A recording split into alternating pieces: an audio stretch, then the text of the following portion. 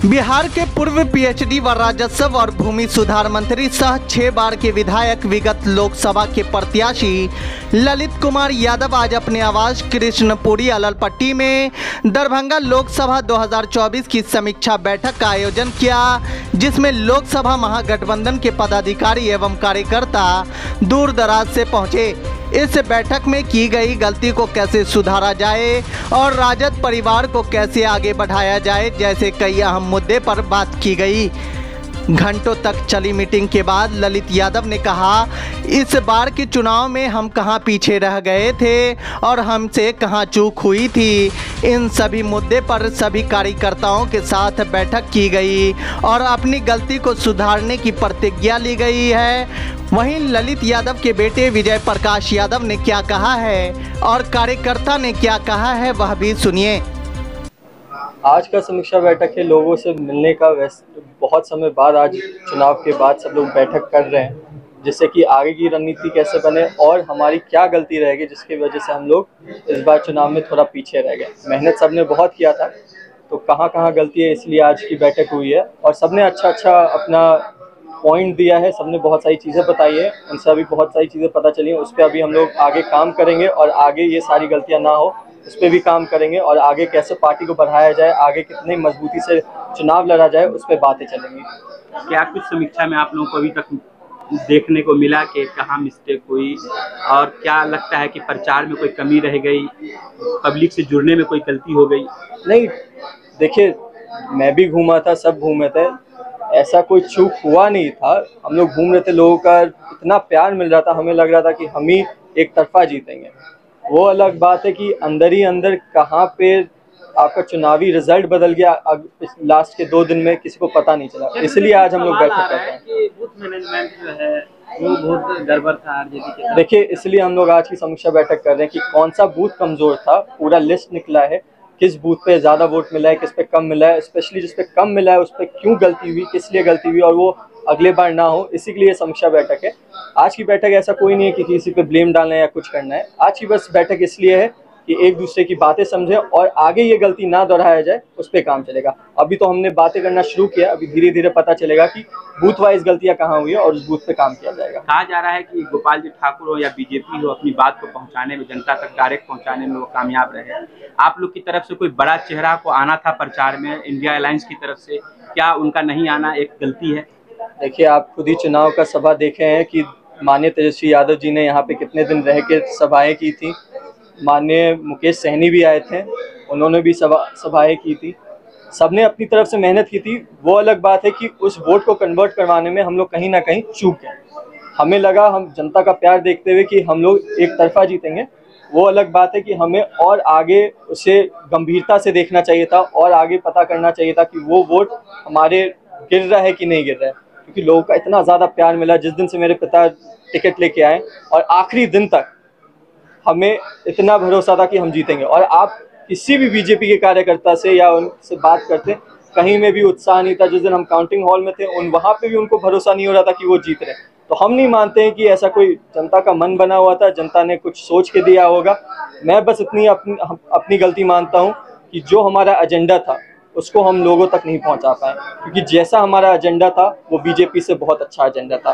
अगर जो एजेंडा हमने रखा था, हमारे माननीय तेजस्वी यादव जी ने रखा था, माननीय राहुल गांधी जी ने रखा था, अगर उस एजेंडा को लोगों को समझाया जाता तो आज हम निश्चित रूप तक जीत चुके होते हैं। यही हमारी सबसे बड़ी खामी रही है इस बार। मेरा नाम विजय प्रकाश यादव हुआ, मैं प्रदेश महासचिव युवा राजद का सदस्य हूँ। देखिए, अभी जो विगत लोकसभा चुनाव हम लोग लड़े थे, लोकसभा चुनाव को हारने के बाद पार्टी समीक्षा बैठक करती है, पार्टी की तरफ से समीक्षा बैठक होता है। तो उसी को वही समीक्षा बैठक हम लोग कर रहे हैं कि हम लोगों की हार क्यों हुई, हम लोग क्यों हारे, उसी पे समीक्षा कर रहे हैं। आपको क्या लग रहा है कहाँ चूक हो गई? देखिए, कई जगह चूक हुई है। चूक जनता से हुई है। जनता से ये चूक हुई है कि जनता सही तरीके से या सही से इंडिया महागठबंधन का जो मैनिफेस्टो था उस चीज़ को वो नहीं समझी और इसलिए मतलब यहाँ सीट लूज हुआ है बिहार में। नहीं तो फिर देख लीजिए यूपी का, और जो हमारे जो शेड्यूल ट्राइब, शेड्यूल कास्ट, जो भी हमारे वोटर हैं, जो भी 55 वोटर हैं, वो वोट हम लोगों की तरफ शिफ्ट नहीं हो पाया। उसका रीज़न जो भी हो, सामने नरेंद्र मोदी जी का चेहरा हो या फिर 5 केजी अनाज हो या जो भी हो, लोग उस चीज़ को नहीं समझ पाए। लोग देखिए, चूक कहीं नहीं हुई।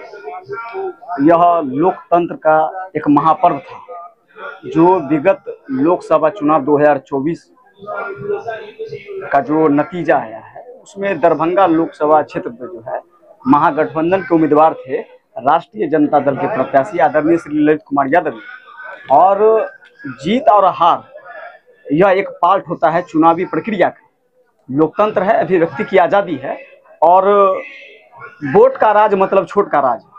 उस पद्धति को अपनाते हुए इस चुनाव परिणाम में निश्चित रूप से हमारी हार हुई है, और उसकी समीक्षा आज दरभंगा ग्रामीण के लोकप्रिय विधायक, बिहार सरकार के पूर्व मंत्री आदरणीय श्री ललित कुमार यादव जी के आवास पर हुई है।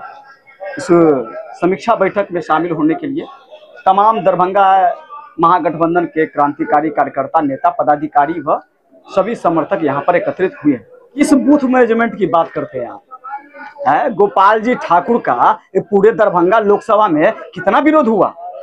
बूथ मैनेजमेंट नहीं है यहाँ पर है। अगर आप चुनाव हार गए हैं तो समझिए आपका मैनेजमेंट पूरी तरह से चौपट है, और जो व्यक्ति चुनाव जीत जाता है उसका मैनेजमेंट ना रहते हुए भी, अब जिसका पोलिंग एजेंट नहीं था, तो इस बात का कोई जवाब नहीं है। कई जगह देखें कि आरजेडी का पोलिंग एजेंट बहुत नहीं के बराबर में ही था, उस पर क्या कहेंगे? नहीं, ऐसा कुछ नहीं है। पूरे बूथ पर राष्ट्रीय जनता दल के, इंडिया गठबंधन के जितने भी पोलिंग एजेंट थे सब वहाँ मौजूद थे। यहाँ निर्वाची पदाधिकारी भी थे, यहाँ हमारे इलेक्शन एजेंट थे, वो मॉनिटरिंग कर रहे थे यहाँ पर पूरे जिले में। कहाँ चूक हो गई अपनी बात पहुँचाने में? आप लोग कहाँ पीछे रह गए? देखिए, हम लोग धनबल में पीछे रह गए, जनबल में पीछे नहीं रह गए। एक लाइन में आप इसको समझिए। क्या जनता धन और बल पे आपको वोट दी थी? हम ये कहना चाह रहे हैं कि जो दुष्प्रचार भारतीय जनता पार्टी के द्वारा फैलाया गया, आप बताइए कि पूरे केंद्र के मंत्री, मुख्यमंत्री, एमपी, सारे लोग, उसके जो विधायक थे, मुख्यमंत्री थे, वो सारे लोगों का दौरा था पूरे बिहार में। तो हम लोग, वो लोग जो है वो अपने पूरा क्या बोलते हैं, उसके साथ अडानी है, अंबानी है, पैसा है, मीडिया है, सब कुछ तो उनके साथ है। आपके नेता अकेले मोर्चा संभाले हुए थे। इंडिया गठबंधन के किसी बड़े नेता को दरभंगा में या बिहार में नहीं आने दिए। आप कहते हैं उनके साथ सब है, आप लोग को भी तो नहीं आने दिए किसी बड़े नेता। देखिए, ऐसी बात नहीं है, व्यस्तता बनी हुई थी। और आप जानते हैं कि उत्तर प्रदेश का परिणाम इस बात का प्रमाण है कि हमने जो कोऑर्डिनेशन अपनाया था उत्तर प्रदेश में, आज देख लीजिए समाजवादी पार्टी किस पोजीशन में है वहाँ पर। उत्तर प्रदेश वाली जो व्यवस्था है यहाँ बिहार में क्यों नहीं लागू हो पाया? बिहार में क्यों इतनी बड़ी चूक हो गई? देखिए, इसमें कहीं ना कहीं एक शिक्षा का कमी भी कहा जा सकता है कि लोग जागरूक नहीं हो रहे हैं। थोड़ा समय लगेगा, देखिए बदलाव आने में थोड़ा वक्त लगता है, पर एक दिन बदलाव जरूर है। जिस ट्रैक्टर को तेजस्वी यादव लेकर पूरे लोकसभा में दौड़े, दरभंगा में कई दिन तक वो ट्रैक्टर यहाँ जमा रहा, ठहरा रहा, फिर भी ललित यादव की हार होती है। आप कह रहे हैं बात पहुंचाने में, धनबल में हम लोग पीछे रह गए। देखिए, चुनाव, हमने पहले भी कहा है आपके चैनल के माध्यम से कि चुनाव में जीत हार लगी रहती है, और हमारे नेता जनता के दिलों में रहने वाले हैं। और फिर 17 अगस्त से लगभग नेता प्रतिपक्ष आदरणीय श्री तेजस्वी प्रसाद यादव जी पूरे बिहार में वो जो है सो जनता के बीच में जा रहे हैं। उनकी समस्या को लेकर के, उनकी समस्या का समाधान कैसे हो उसको लेकर के जनता के बीच में जा रहे हैं। तो हम लोग भागने वाले लोग नहीं है, हम लोग जनता की सेवा करने वाले लोग हैं। और हमने 16 साल जब हम विपक्ष में थे तब भी सेवा किया है, और आज भी सेवा करने के लिए तैयार है। क्या महागठबंधन का जो मैनिफेस्टो था उसको आप जनता तक सही से ला पाए थे?